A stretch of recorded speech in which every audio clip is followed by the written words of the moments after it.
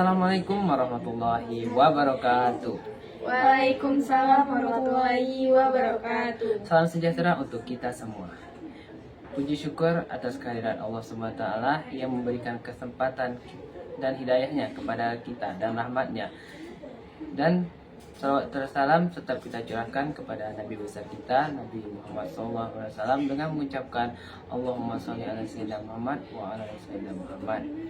Perkenalkan, kami dari kelompok 8 yang ingin mempresentasikan materi kami yang berjudul Metode Istinbat Hukum Mujmal, Mubayyan, dan Takwil.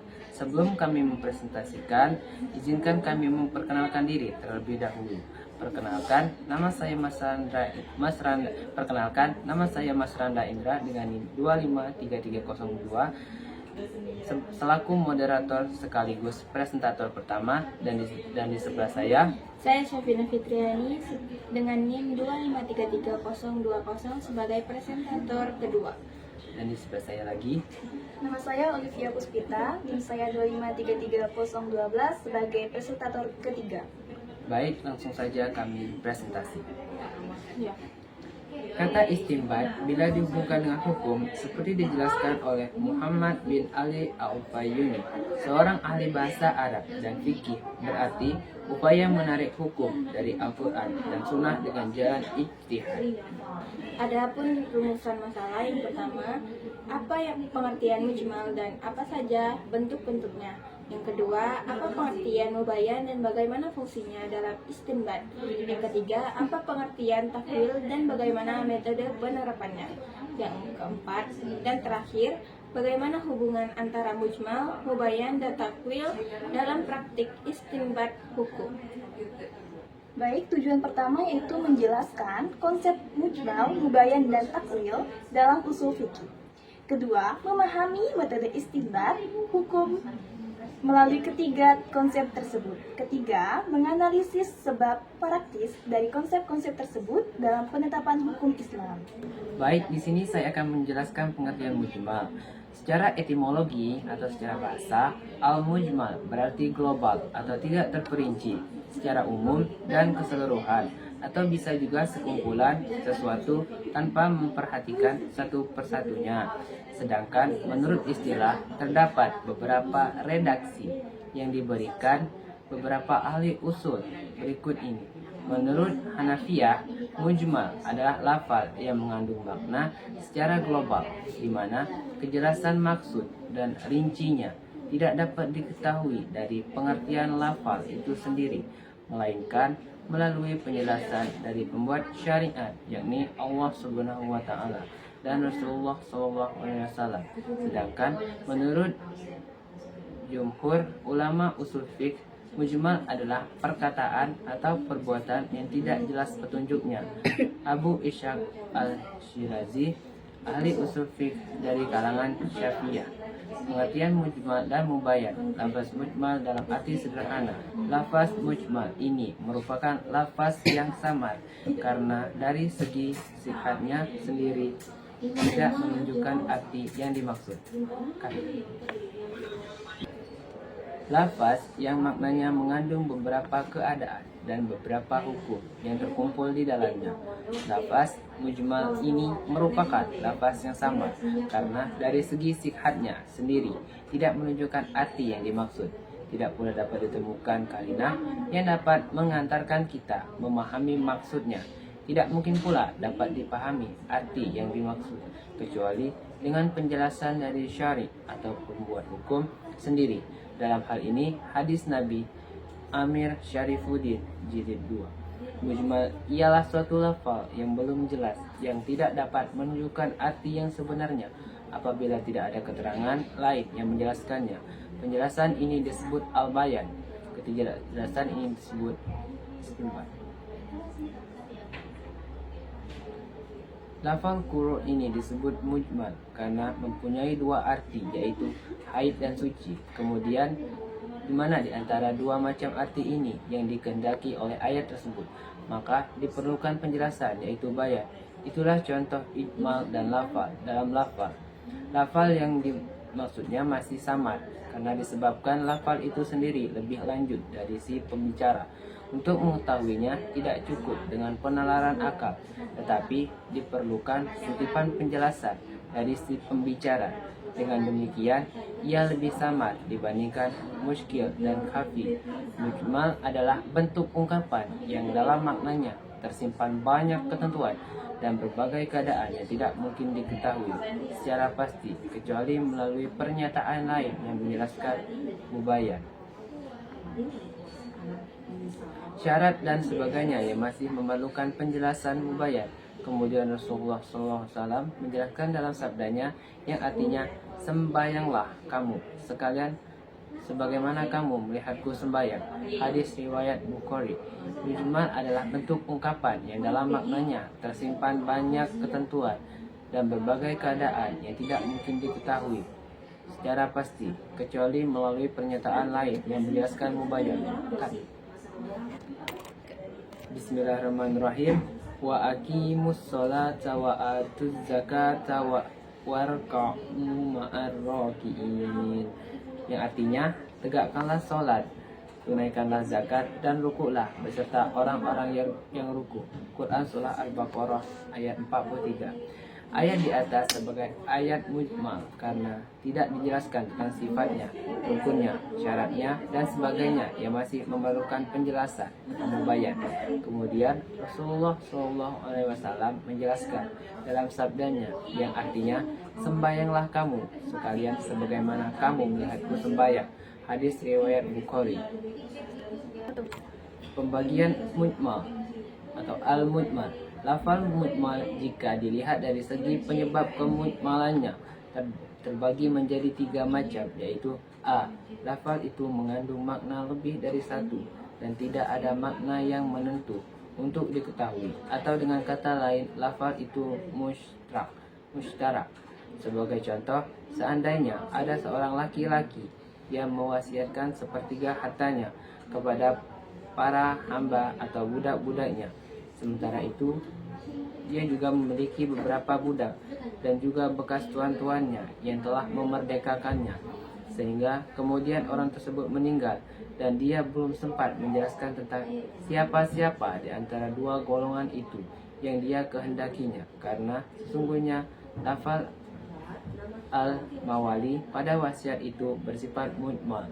Hal ini disebabkan makna yang dikehendaki salah satu keduanya dan tidak ada jalan untuk mengetahuinya kecuali dari orang yang bersangkutan, dan ini adalah menurut pendapatnya ulama Hanafiyah.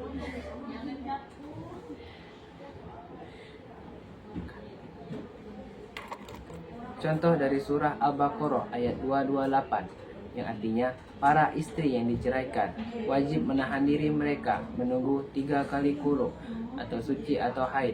Tidak boleh bagi mereka menyembunyikan apa yang diciptakan Allah dalam rahim mereka. Jika mereka beriman kepada Allah dan hari akhir, suami-suami mereka lebih berhak untuk kembali kepada mereka dalam masa itu. Jika mereka menghendaki perbaikan, mereka, para perempuan, mempunyai hak seimbang dengan kewajibannya menuntut cara yang patut. Akan tetapi, para suami mempunyai kelebihan atas mereka. Allah Maha Perkasa lagi Maha Bijaksana. Lafal quru dalam ayat ini bersifat mujmal karena secara etimologi mengandung 2 makna, yaitu haid dan suci. Apabila dipilih salah satu makna, makna harus didukung oleh dalil lain, baik dari Al-Quran, Sunnah maupun melalui ijtihad. Lafal-lafal yang dinukilkan oleh syari dari arti kata secara bahasa yang sudah dikenal dan dialihkan menjadi istilah khusus atau teknik dalam hukum yang dikehendaki oleh syari, seperti kata-kata sholat, zakat, dan haji. Padahal di kalangan orang Arab, kata-kata ini sudah umum dan digunakan oleh mereka. Namun kemudian syariat datang dan menghendaki makna khusus, yakni yang terkait dengan hukum, sehingga makna-makna dari lafal-lafal itu tidak bisa diketahui kecuali mereka memberikan penjelasan dari syari. Oleh karena itu, Bila ada kata-kata tersebut dalam teks hukum Islam atau nas syari, maka ia disebut lafal mujmal hingga ada datang penjelasan syari, dan jika tidak ada penjelasannya, maka tidak ada jalan untuk mengetahuinya. Karenanya sunnah Nabi SAW baik yang berupa perkataan maupun perbuatan berfungsi untuk menafsirkan, menjelaskan arti kata salat, termasuk juga rukun, syarat, dan tata caranya. Demikian juga sama dengan penjelasan as-sunnah terkait zakat dan haji dalam nas.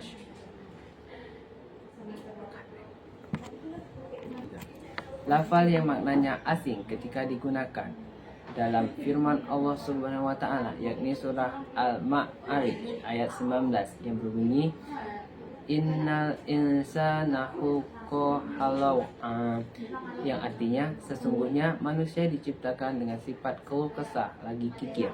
Pada ayat tersebut memiliki arti sangat keluh kesah dan sedikit sabar.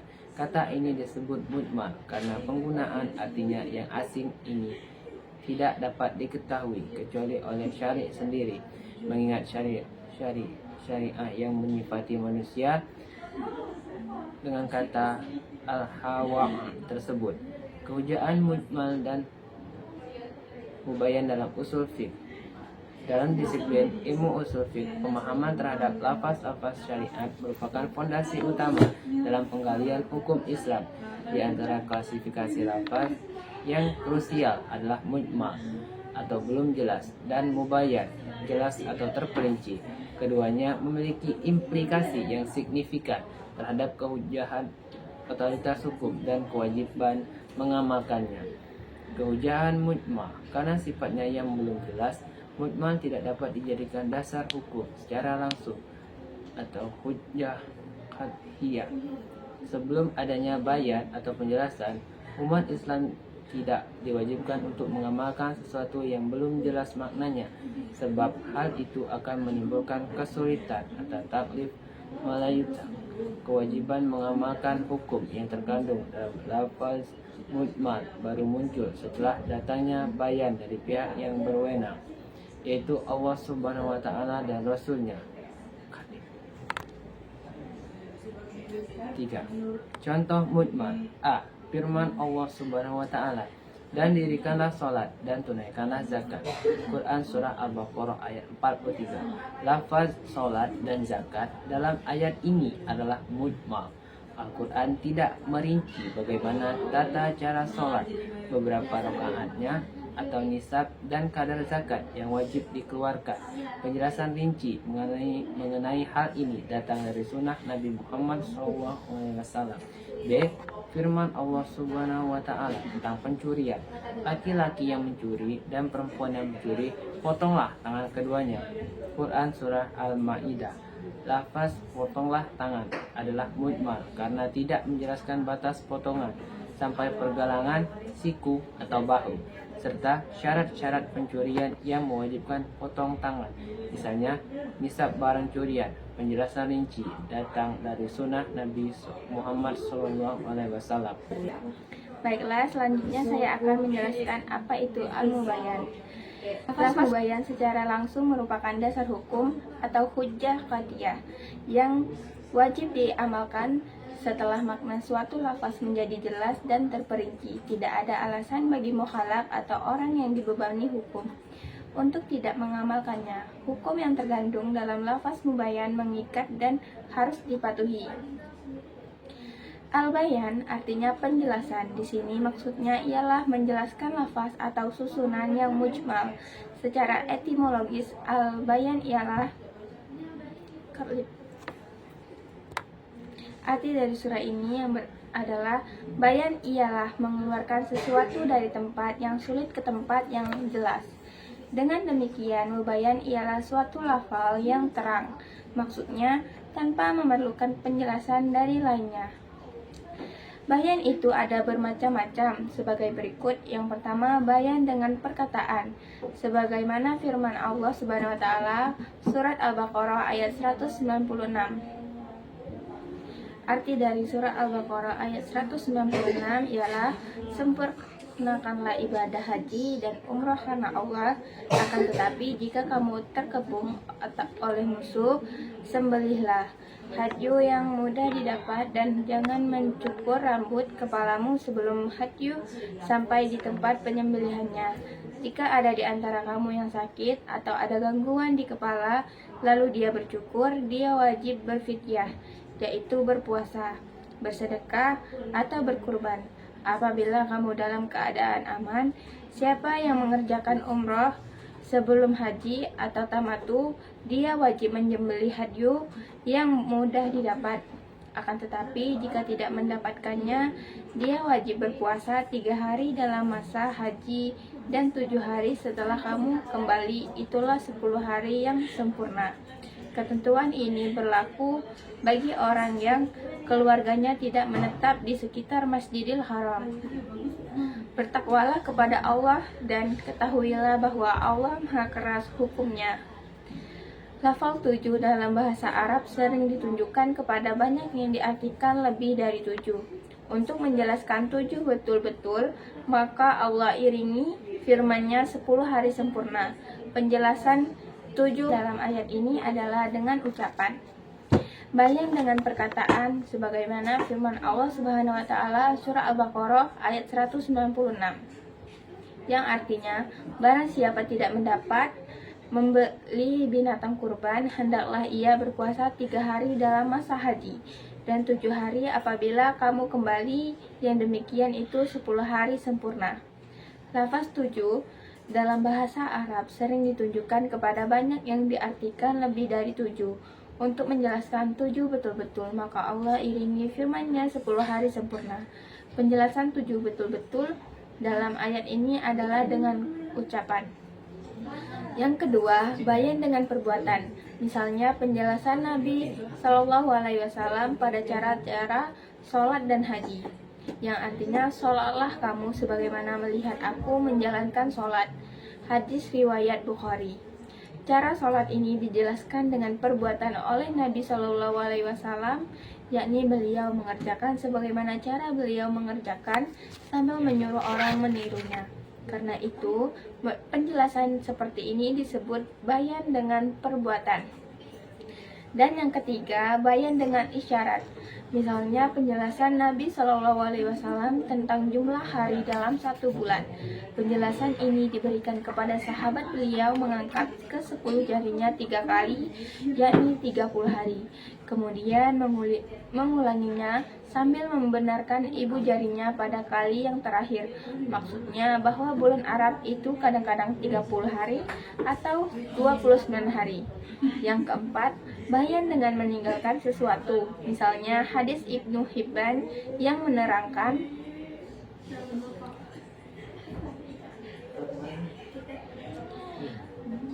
yang artinya adalah akhir 2 perkara pada Nabi Shallallahu Alaihi Wasallam tidak berwudu karena makan apa yang dipanaskan oleh api. Hadis ini sebagai penjelasan yang menyatakan bahwa Nabi Shallallahu Alaihi Wasallam tidak berwudu lagi setiap kali selesai makan daging yang dimasak. Yang kelima, bayan dengan diam. Misalnya, tatkala Nabi Shallallahu Alaihi Wasallam menerangkan wajibnya ibadah haji, ada seseorang yang bertanya, apakah setiap tahun ya Rasulullah? Rasulullah berdiam, tidak menjawab. Diamnya Rasulullah ini berarti menetapkan bahwa kewajiban haji itu tidak tiap-tiap tahun.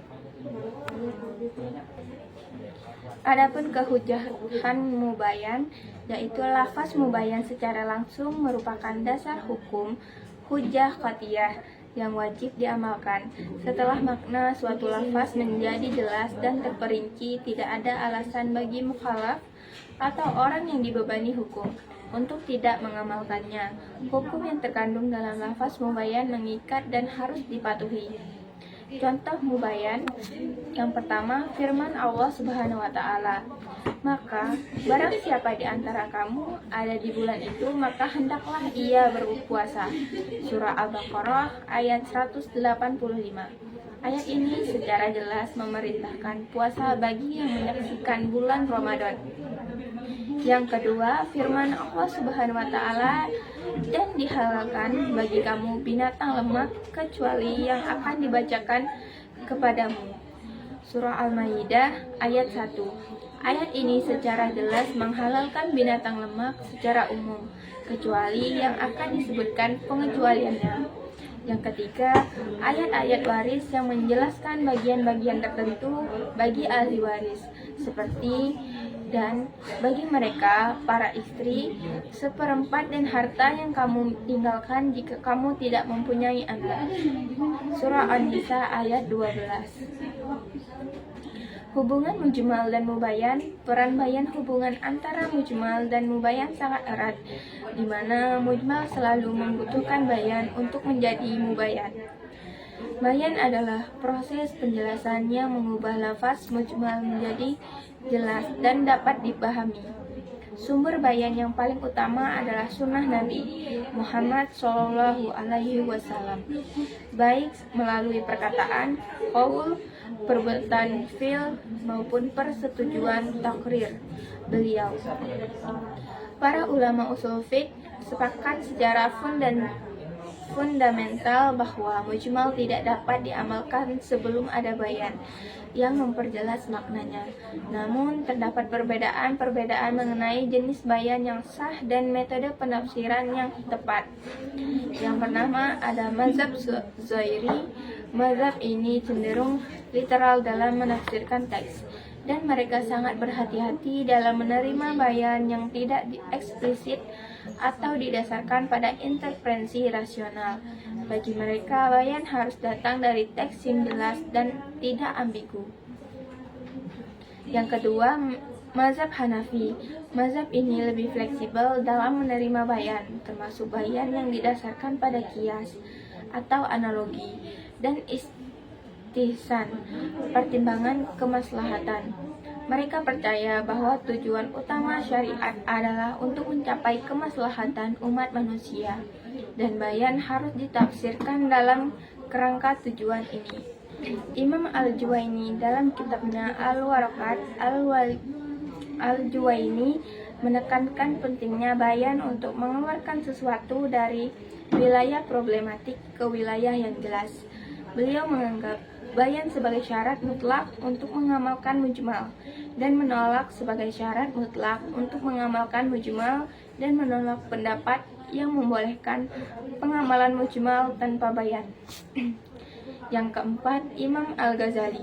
Dalam kitabnya Al-Mustafa, Al-Ghazali membahas berbagai jenis bayan dan metode penafsiran yang berbeda. Beliau menekankan pentingnya memahami konteks, historis, dan linguistik dari teks, serta mempertimbangkan tujuan syarat dalam penafsiran mujmal. Baik, selanjutnya saya akan menjelaskan pengertian dari takwil. Takwil adalah memindahkan suatu perkataan dari makna yang terang atau zahir kepada makna yang tidak terang atau lemah, karena ada suatu dalil yang menyebabkan makna yang kedua tersebut harus dipakai. A'udzu billahi minasyaitonir rajim. Bismillahirrahmanirrahim. Innal ladzina yubayyi'unaka innama yubayyi'una Allah yadullahi fawqa aydihim faman nakasa fa innama yanqusu ala nafsi wa man awfa bima ahada alaihi Allah fasayu'tihi ajran 'azima. Yang artinya, sungguhnya orang-orang yang berjanji setia kepadamu, Nabi Muhammad SAW, pada hakikatnya mereka berjanji setia kepada Allah. Tangan Allah di atas tangan mereka. Oleh sebab itu, siapa yang melanggar janji, maka sesungguhnya pelanggaran ini hanya akan menimpa dirinya sendiri. Siapa yang menepati janjinya pada Allah, maka dia akan menganugerahinya pahala yang besar. Quran Surah Al-Fat ayat 10. Dalam ayat tersebut terdapat lafal yadullah atau disebut juga dengan tangan Allah. Dapat ditakwilkan dengan perkataan Allah. Menurut bahasa, takwil berasal dari kata al-alu, ya'ulu, artinya kembali. Takwil dalam bahasa Arab berarti menafsirkan, sedangkan takwil menurut istilah ulama usul fiqh antara lain Imam Syaukani yang dikutip oleh Khairul Umam dan Haji Ahmad Ahsyar Aminuddin yang artinya takwil ialah memalingkan suatu kalimat dari makna zahirnya kepada arti yang lebih sesuai dengan alasan yang kuat, sehingga arti yang lain inilah yang dianggap lebih kuat. Kata takwil berasal dari kata dasar al-aulu yang menurut bahasa berarti ar-ruju'u ila al-asal, kembali kepada asal. Dalam bentuk kata takwil berarti mengembalikan sesuatu kepada asal. Takwil menurut ulama-ulama usul fiqh seperti disimpulkan Adib Sohi berarti pemalingan suatu lafal dari maknanya yang zahir kepada makna lain yang tidak cepat dapat ditangkap, karena ada dalil yang menunjukkan bahwa makna itulah yang dimaksud oleh lafal tersebut. Menurut Adib Soli, takwil banyak berlaku pada bidang hukum Islam, misalnya mentakwilkan suatu lafal dari makna hakikat kepada makna majaznya, mentakwilkan lafal mutalak kepada pengertian muqayyad, mentakwilkan suatu bentuk perintah kepada pengertian yang selain hukum wajib, dan memalingkan pengertian suatu larangan kepada hukum selain haram. Di antara contohnya dalam hadis Rasulullah yang diriwayatkan Abu Daud dari Muhammad bin Al-Ala dari ayahnya, dari kakeknya, sesungguhnya Rasulullah SAW bersabda, pada binatang unta yang dilepas pada setiap 40 ekor wajib dizakatkan 1 ekor unta bintu labun. Barang siapa yang enggan mengeluarkan, maka kamilah yang akan mengambilnya. Sebab sebagian harta miliknya merupakan hak dan kewajiban Tuhan kami Azza wa Jalla yang tidak layak bagi keluarga Muhammad sedikit pun. Hadis riwayat Abu Daud. Adib Solih mengemukakan beberapa persyaratan takwil, yaitu 1. Lafal yang hendak ditakwilkan itu mengandung beberapa pengertian baik ditinjau dari segi bahasa seperti makna hakikat dan makna majazinya, atau dari segi kebiasaan orang-orang Arab dalam menggunakan lafal itu, atau dari segi penggunaan lafal itu dalam syariat Islam. Berdasarkan persyaratan itu, maka suatu lafal yang sama sekali tidak mengandung kebolehjadian lain selain dari makna yang jelas dapat dipahami, seperti dalam istilah nas di kalangan jumhur ulama dan istilah hukam dan mufassar di kalangan Hanafiyah bukan merupakan lapangan takwil seperti ditegaskan dalam hadis sahih yang berlaku kepada lafal yang mengandung kebolehjadian pengertian lain secara tersirat selain dari pengertian jelas yang cepat dan tangkap, seperti dalam lafal zahir di kalangan jumhur dan lafal zahir dan nas di kalangan nafiyah. Kedua, ada dalil atau indikasi yang menunjukkan bahwa yang dimaksudkan oleh si pembicara bukan makna zahirnya, tetapi makna yang tidak zahir. Dan dalil atau indikasi itu lebih kuat dibandingkan dengan alasan menetapkan suatu lafal pada makna hakikatnya. Persyaratan ini diperlukan karena dasarnya kita wajib mengamalkan pengertian yang cepat tangkap dari suatu ayat atau hadis, dan pemalingannya kepada pengertian lain hanya dibolehkan disebabkan karena adanya suatu petunjuk kuat bahwa yang dimaksud oleh si pembicara adalah pengertiannya yang lain. Dalam menilai suatu hal yang bisa dijadikan dalil atau qarinah adalah lapangan perbedaan pendapat yang sangat luas di kalangan para ahli usul fiqh. Menurut maknanya, takwil dapat dibedakan menjadi 2. Yang pertama, takwil jauh, yaitu suatu takwil yang tidak dikandung oleh perkataannya. Contohnya setiap 40 ekor kambing, zakatnya seekor kambing. Yang kedua, takwil dekat, yaitu suatu takwil yang terkandung dalam perkataan. Menurut mazhab Syafi'i, zakat seekor kambing seperti dalam hadis di atas boleh ditambah dan dikurangi dan tidak boleh diganti dengan yang lain. Kedua, hukum takwil yang memenuhi syarat. Takwil yang memenuhi syarat disebut takwil sahih yang dapat dijadikan sebagai hujah. Takwil yang batal yang tidak memenuhi syaratnya seperti tidak adanya faktor penyebab bertentangan dengan dalil qat'i. Takwil ini dapat dijadikan hujah. Takwil yang sah merupakan salah satu dari istinbat akli, metode penetapan hukum dengan akal yang dianggap valid dan dapat dipertanggungjawabkan sebagaimana dalam ayat-ayat tasbih. Ketiga, syarat takwil. Yang pertama, lafal tersebut memang menyimpan lafal takwil walaupun itu sangat jauh. Yang kedua, ada faktor yang memaksa diterapkannya takwil. Yang ketiga, takwil itu harus berdasar atas sanad yang bisa dipegang sebagai faktor penyebab diterapkannya takwil. Keempat, kedudukan takwil. Ulama usul fiqh telah sepakat bahwa takwil hanya berlaku dalam soal-soal furu. Adapun mengenai soal-soal usul, pokok-pokok syarah seperti soal fisik, seperti soal sifat Allah, surga, neraka, dan sebagainya, maka terdapat 3 pendapat sebagai berikut. Yang pertama, tidak berlaku takwil dalam soal-soal usul fiqh. Yang kedua, berlaku dalam soal-soal hanya saja takwilnya diserahkan ke hadirat Allah Subhanahu wa taala. Menurut mazhab, suatu lafal yang sebegitu jauhnya sehingga tidak dapat diketahui dengan dalil yang sederhana. Yang ketiga, dari segi hasil yang dicapai dalam takwil, ulama usul fiqh membagi takwil menjadi 2, yaitu takwil terpuji dan takwil tercela. Takwil terpuji yaitu takwil yang selalu memperhatikan petunjuk Al-Quran, hadis Nabi, dan pendapat para sahabat waktu menawilkan sebuah ayat Al-Quran, dan berpegang pada kekuatan daya akal dalam mengetahui maksud ayat-ayat dari segi lafal dan gaya bahasanya. Yang kedua, takwil yang tercela, yaitu takwil tidak memperhatikan kaidah bahasa dan kaidah takwil. Takwilnya hanya menggunakan semata-mata akal dan hawa nafsu dan menggunakan nas syara untuk mendukung keinginannya sendiri tanpa dasar yang dibenarkan. Bila pada lafal yang ditakwilkan itu terdapat dalil kuat yang memberi petunjuk pada maknanya, maka takwil ini termasuk pada yang makbul. Tetapi bila pada lafal itu terdapat dalil kuat menjelaskannya dan tidak dapat diketahui dengan dalil sederhana, maka takwil itu termasuk yang khairum makbul.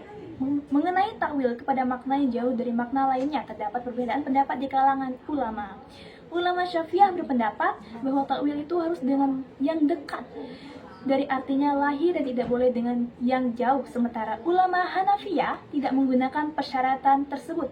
Mereka hanya mensyaratkan supaya takwil itu sesuai dengan dalil syara' dan tidak menyalahinya.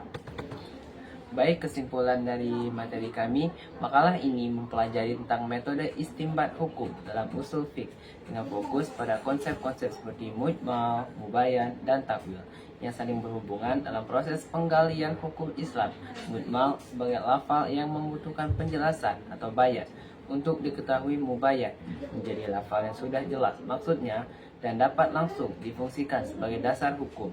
Dan takwil sebagai satu cara mengalihkan pengertian lafal berlandaskan dalil yang kuat.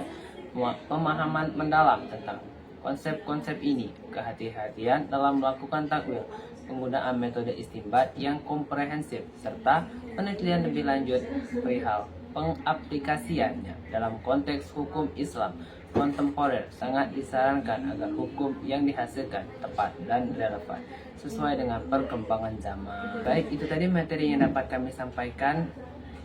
Banyak sekali kata-kata kesalahannya dari kami, kepada Allah kami mohon maaf, mohon ampun. Kami akhiri. Wassalamualaikum warahmatullahi wabarakatuh. Waalaikumsalam warahmatullahi wabarakatuh.